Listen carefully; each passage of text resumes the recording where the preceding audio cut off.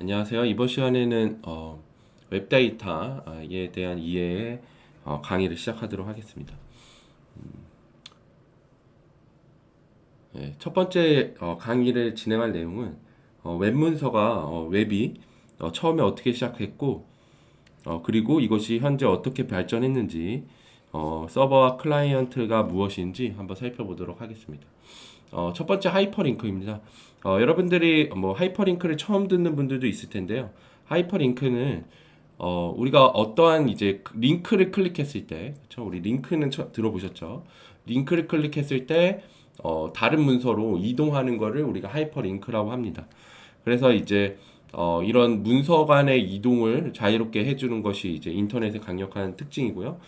이 하이퍼링크가 어떻게 탄생했는지 살펴보도록 하겠습니다. 현재로는 그냥 링크라고도 불리우고요. 그렇죠? 이 하이퍼링크라는 게 어디서 아이디어를 얻고 어떻게 그 진화가 됐고 어떻게 생성이 됐는지 한번 살펴볼게요. 이 화면에 보이는 것은 논문입니다. 논문에는 이제 각주라는 것이 있어서 그렇죠? 그래서 여기 가로 2번이라는 것은 이렇게 2번을 보면 크레이빌 도널드가 뭐 아미시 컬처의 니들이 뭐 미나인가요? 뭐 수수께끼 맞나? 뭐 거기에서 이제 나온다 그렇죠? 아미시 공동체 여기 있네요.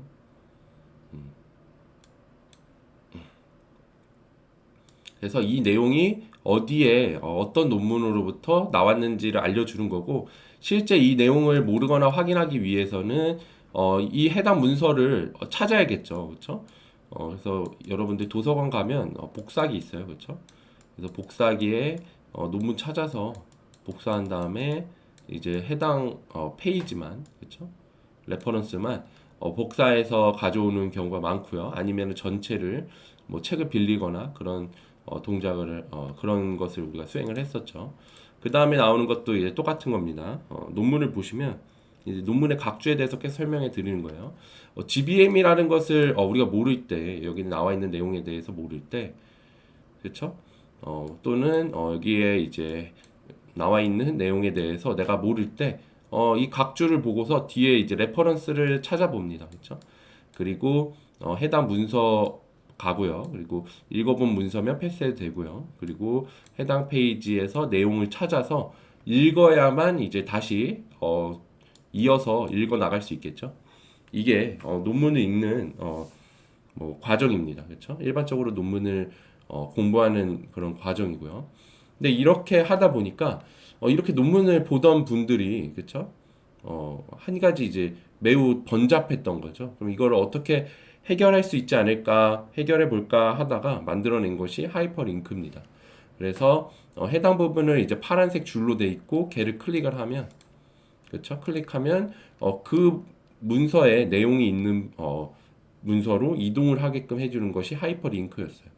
그래서 하이퍼링크라는 것은 문서의 각주를 대체하려고 나왔다. 라는 겁니다. 그래서 선 물리입자연구소의 팀 버너스리 그렇죠?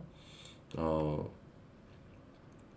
경께서 제가 알기로는 기사 자기도 받은 걸로 알고 있어요. 그래서 웹의 발전에 지대한 공을 하셨기 때문에 초기 형태의 HTML 그렇죠? HTML 자체가 하이퍼텍스트라는 것은 하이퍼링크를 포함한 텍스트라는 거예요. 그렇죠? 얘가 바로 이제 아까 봤던 논문과 같은 문서겠죠. 그 안에 이제 하이퍼링크가 있겠고요. 그거를 이제 표현할 수 있는 언어를 제안을 했고, 그렇죠? 이 하이퍼 텍스트 그 마크업 랭귀지를 보기 위한 프로그램이 웹 브라우저입니다. 그래서 웹 브라우저가 이후에 이렇게 이제 HTML을 아이디어를 냈고 이제 인기가 폭발했죠. 대폭발하는 바람에 이거의 시작성을 본 넷스케이프사가 웹 브라우저를 출시했고 시장 점유율을 약 80%까지 가져갑니다. 그 당시에 엄청 어마어마했었죠. 그리고 넷스케이프가 자신의 시장 점유율을 지키기 위해서 어, 문서에 추가 기능, 보조 기능을 넣기 위해서 만든 것이 자바스크립트고 이거를 만든 분이 이제 브래던 아이크 라는 분이에요. 그렇죠? 현재 다 살아 계시고요. 그래서 이제 MS는 이 당시에도 OS 분야에서는 꽤 잘 나가던 회사였기 때문에 그렇죠. 그리고 그 당시에 이제 인터넷에 엄청난 그 잠재력을 보고 시장에 뛰어들었기 때문에 자사 이제 인터넷 익스플로러를 키우고 싶었어요. 그렇죠. 그래서 이 당시에는 패스트 팔로워 전략을 택해서 자바스크립트가 탑재되자 자바스크립트를 약간 베낀 제이스크립트라는 것을 이제 익스플로러에 탑재하게 되고요. 그죠? 이런 게 있었다. 그렇죠? 그래서 이렇게 그리고 추후에 인터넷 익스플로러를 어, MS OS에 그렇죠? 윈도우즈에 포함시켜서 판매함으로써 95%까지 시장 점유율을 확보하게 됩니다.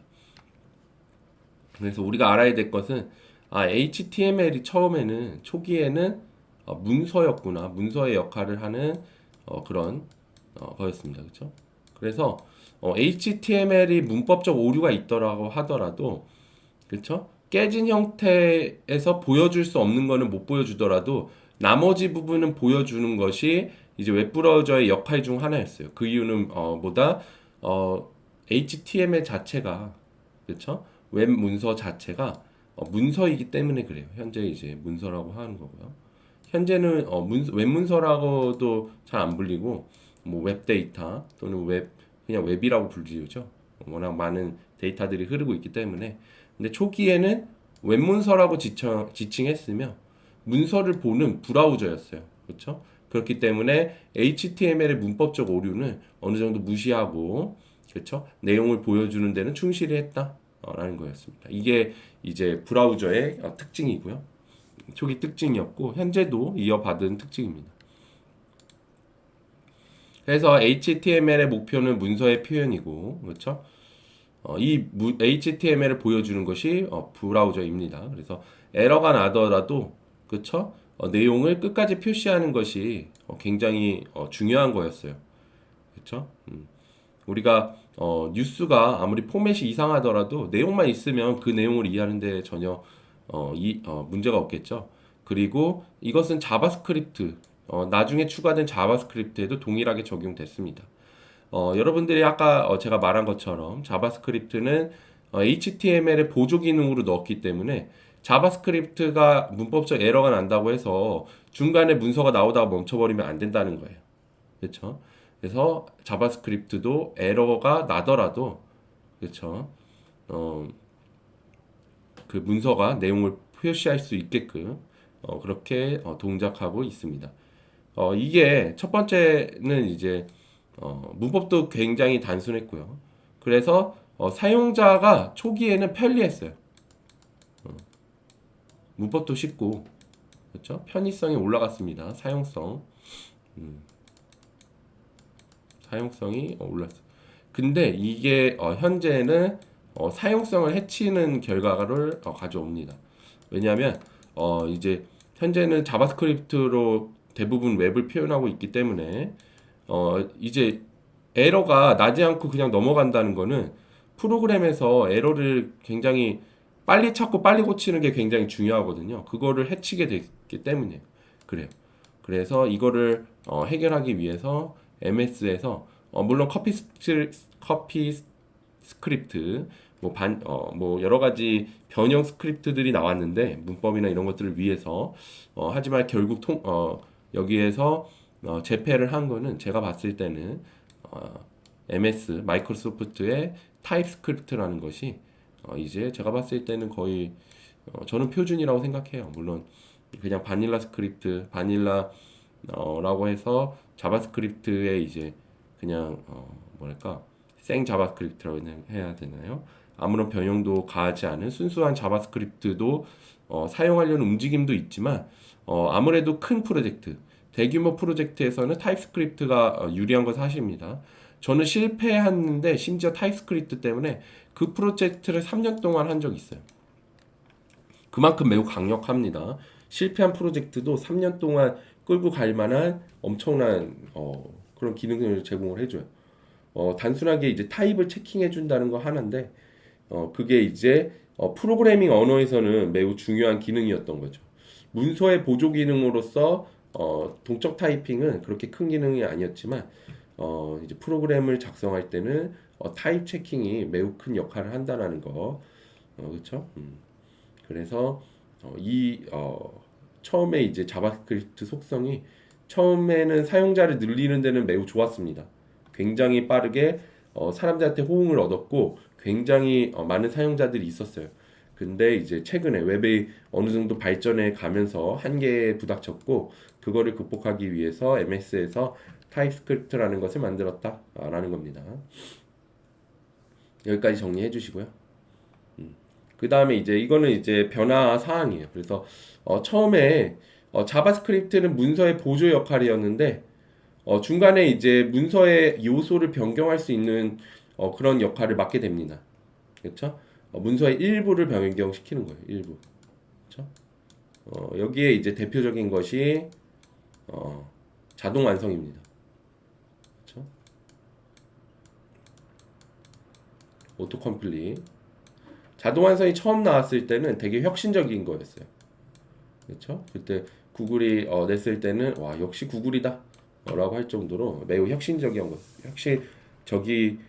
거였습니다. 그래서 문서의 요소를 변경하게 됩니다. 처음에는 문서의 보조 역할이었는데 문서의 컨텐츠를 변경한 다음에 지금은 이 역할이 매우 커져가지고 웹의 핵심 기능으로 동작을 하게 되는 거예요.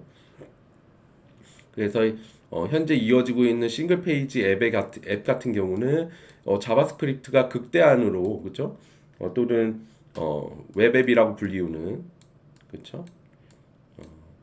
뭐 구글 독스와 같은 웹앱 같은 경우에도 자바스크립트의 이제 성능이 그렇죠? 역할이 극대한까지 끌어올린 구조가 되는 겁니다. 그래서 예전에는 HTML의 역할이 컸지만 지금은 HTML은 문서의 구조만 표현할 뿐 나머지는 모두 자바스크립트에게 맡겨놓는다고 생각하시면 돼요. 그렇죠? 그래서 처음에는 보조 기능으로 그죠? 넷스케이프사에서 자사 브라우저의 이제 점유율을 지키기 위해서 넣었던 보조 기능이었으나 현재는 핵심 기능으로 그렇죠? 동작하게 되었다라는 겁니다.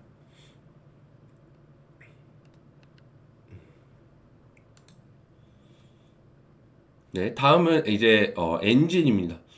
브라우저는 항상 그런 건 아니지만 어떨 때는 이 둘이 같이 있어요. 왜냐면은 떨어져 있는 거는 무의미하기 때문에 둘이 섞여 있습니다. 그렇죠? 그래서 살펴보면 엔진은 브라우저의 엔진은 두 개가 있어요. 하나는 렌더링 엔진과 자바스크립트 엔진으로 구성됩니다. 렌더링 엔진은 HTML을 이제 여러분 눈에 보이는 것처럼 그쵸? 보여주기 위한 엔진이고요. 자바스크립트 엔진은 자바스크립트 실행을 위한 엔진이에요. 그쵸?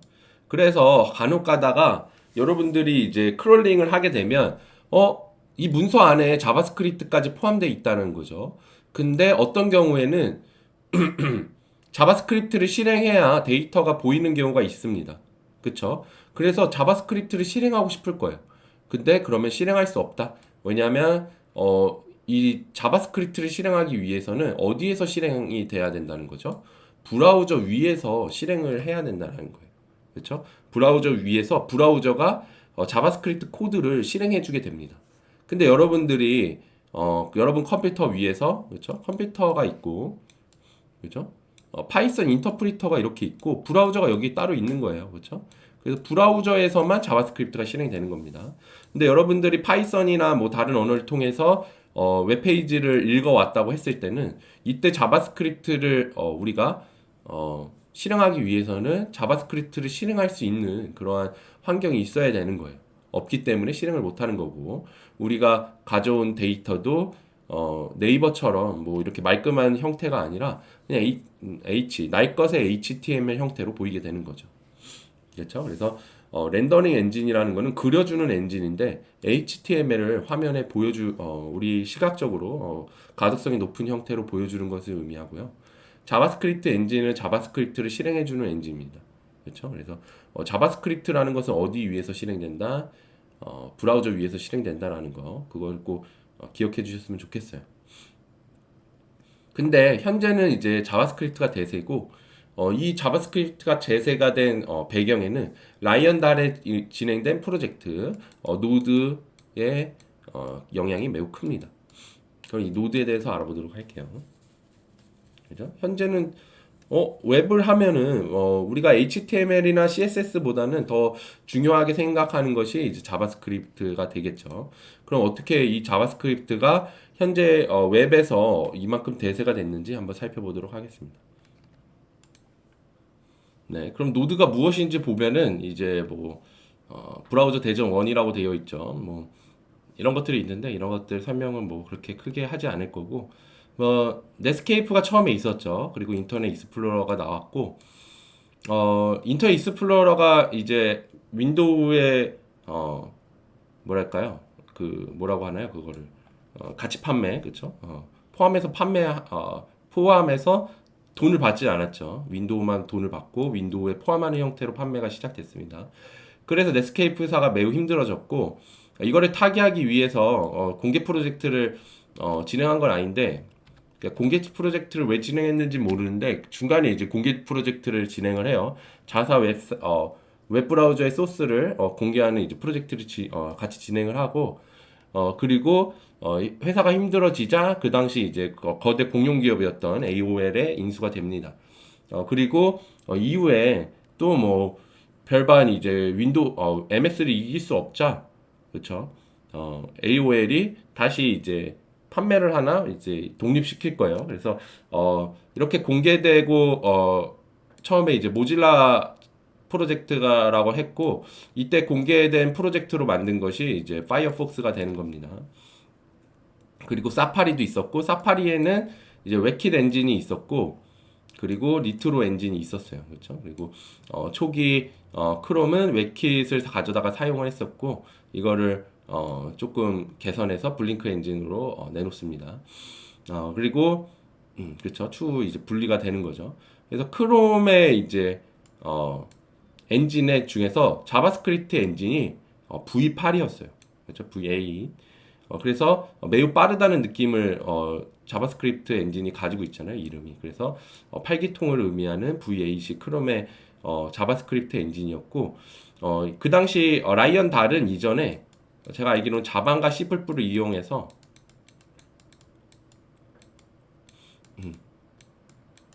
비동기를 실행할 수 있는 프로젝트를 막 계속 진행을 했었어요. 그렇죠? 근데 이게 첫 번째 시도 1차 트라이는 그죠? 1트는 실패를 하고 있다가 이제 크롬의 V8 엔진을 본 거죠. 그래서 이때 V8 엔진을 따로 컴퓨터 위에서 실행하면 어떨까 하는 생각을 하게 된 거예요.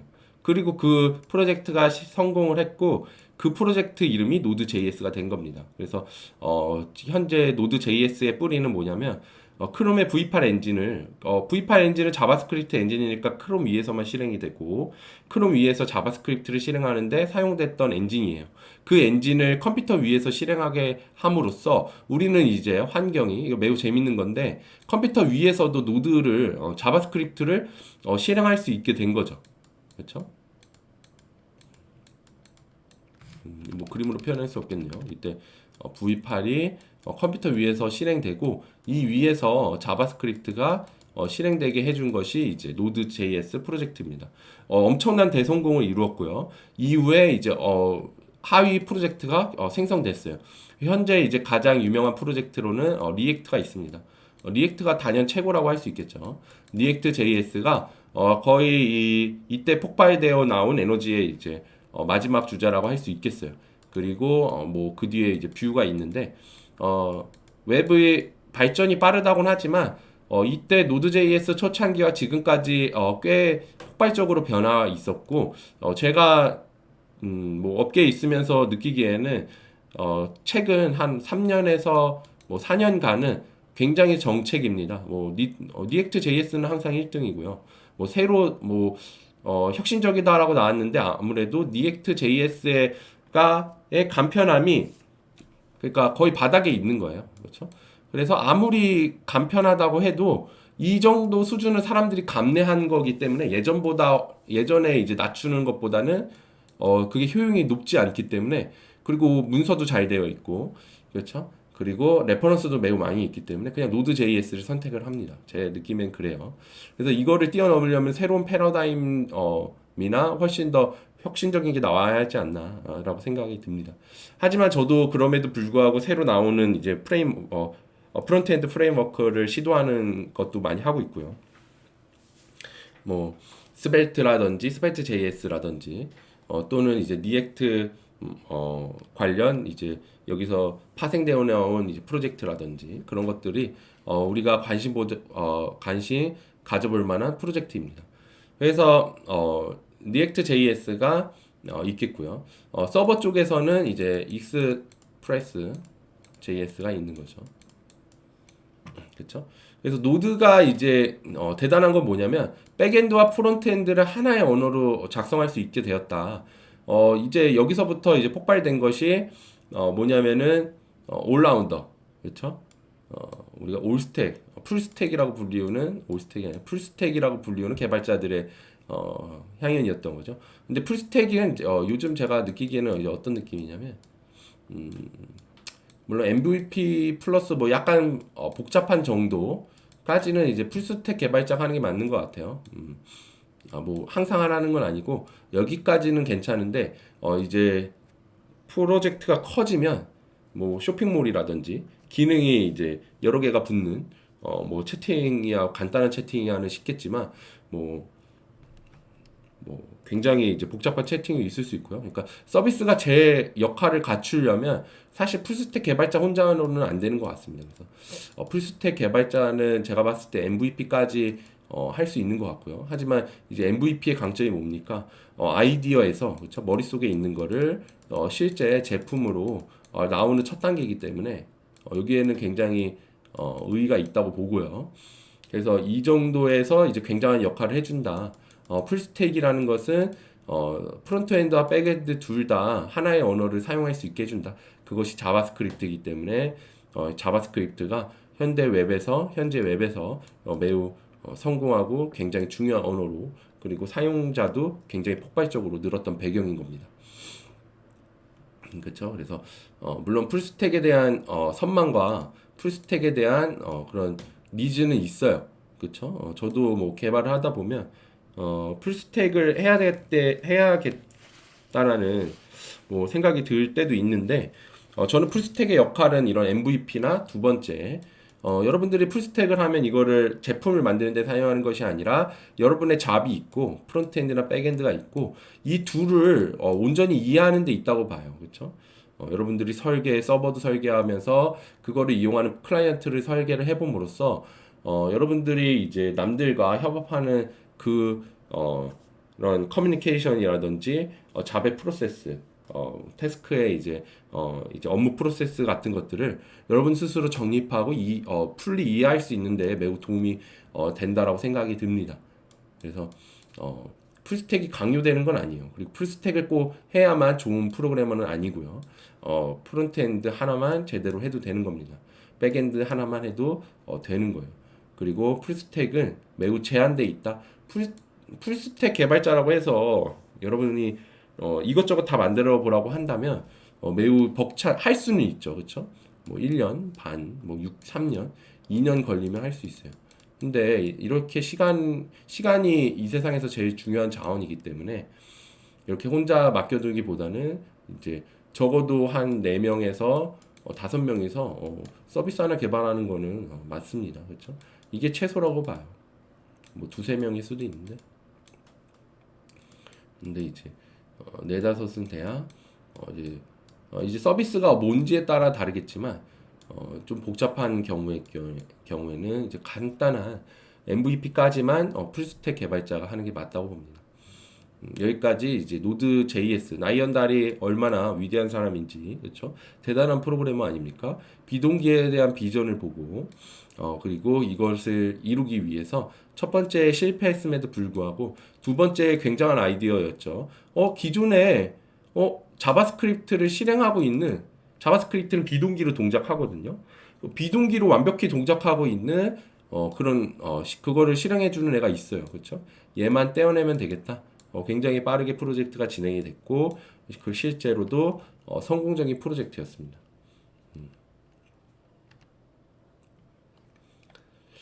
그리고 브라우저의 역사인데 이 링크는 제가 영상과 함께 첨부해 드리도록 하겠습니다.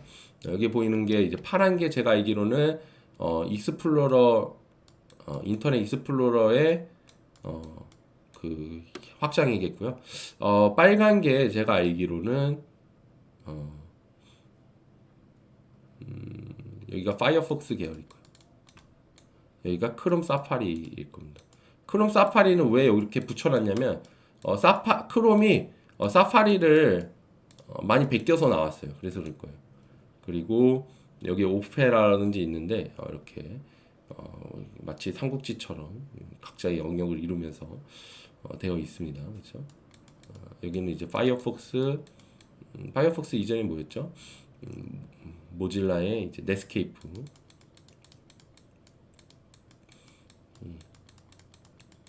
넷스케이프사의 브라우저가 넷스케이프였나? 이게 추후에 바뀐 이름일 거야. 처음에는 다른 거였을 거야. 저도 그때 우연히 사용해 보긴 했는데 그렇죠? 그런 경험이 있습니다.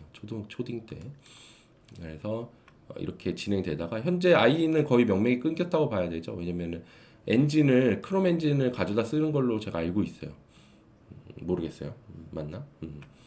그래서 엄청나게 이쪽이 브라우저가 여러분이 아는 것보다 훨씬 이게 여기 전문 이제 하나의 버전이고 뭐 여기 그렇죠? 오페라도 있고 여러 개 계열의 브라우저 시도들이 있습니다. 여기에 뭐 있는지 모르지만 뭐 네이버의 웨일도 뭐 이쯤에 뭐 이렇게 나올 수 있겠네요. 그렇죠? 그래서 이런 것들이 있다라는 것.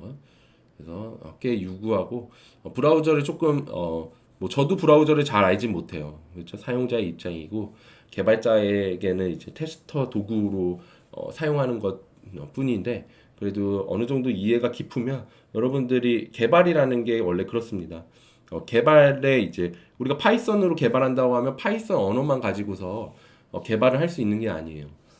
그 주변 뭐 여러 가지 컴퓨터면 뭐 컴퓨터의 입출력 장치라든지 메모리 뭐 이런 것들에 대한 이해도 필요하고 프로세스가 어떻게 동작하는지도 이해가 필요합니다. 그런 것처럼 여러분들이 웹을 이해하려면 웹만 가지고는 안 되고 브라우저에 대한 이해도 어느 정도는 하고 있어야 된다. 라는 겁니다. 처음에 이제 그 다음에 이제 웹 데이터인데요. 웹 데이터에 대해서는 다음에 이어서 하도록 하겠습니다.